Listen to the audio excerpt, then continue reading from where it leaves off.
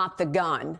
And we repeatedly see that there is often a history of indications of mental health issues before a shooting takes place. Is there a lack of will to deal with even that? Why are we seeing this over and over and over?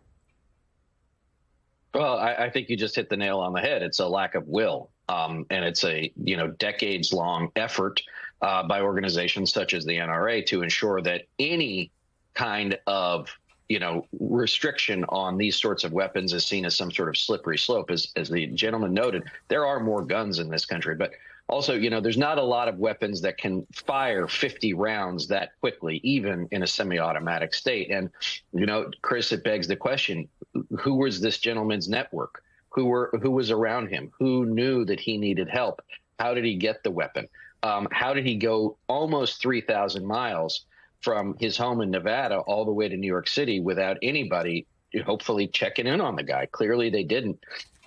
And I think we're spending a lot of time talking about the young police officer and he lost his life in the line of duty, but also, these sorts of things, as the victims and their families spider web out from here.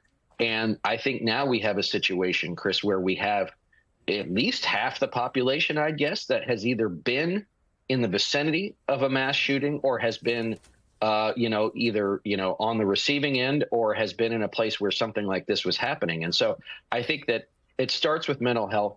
But again, I have never been a fan of the idea, it's not the guns that kill people, it's the people. Yeah, okay, but they need tools to do it. If he could not get an AR-15, but a hammer, right, would he have killed 5 people and himself? Probably not. And so I think that this just, again, we're going to hear lots of thoughts and prayers from a lot of people who fundamentally just don't care, because if they cared, things would change, and they don't.